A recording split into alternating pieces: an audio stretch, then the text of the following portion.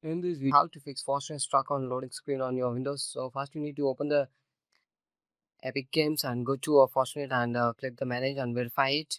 Once you're doing verify it, any background, any have a bug means it will verify it, and also your files and folder will be one time scanned, and if have any issues in your files, it will rectify it. So first we need to do this and wait for a couple of seconds to verifying. If you have any issue means it's already verified. Okay, then after that you need to come back and go to device manager.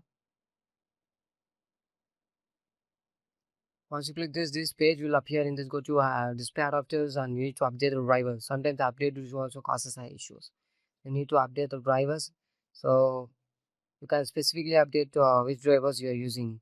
Okay, it depends on you. Then after you need to go to settings and go to system settings and go to display, and here you need to scroll down and go to graphics.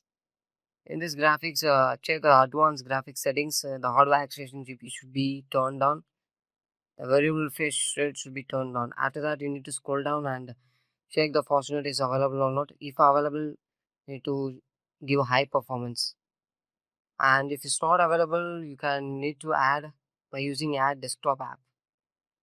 Click the desktop app and you can easily add it. And make sure it should be in high performance.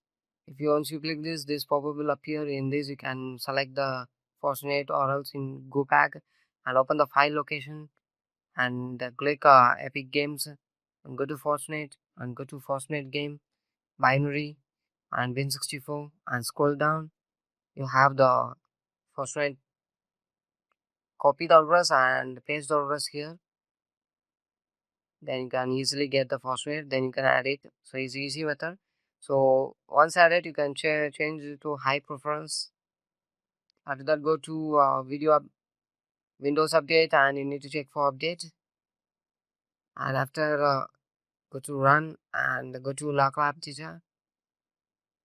And in this, you need to go to Epic Game Launcher and go to saved. And here you can see the web cache is time. You need to delete the web cache. So don't panic.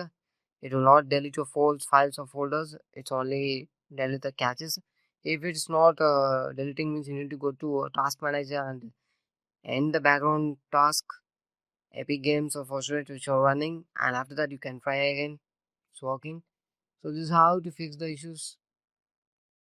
Thank you.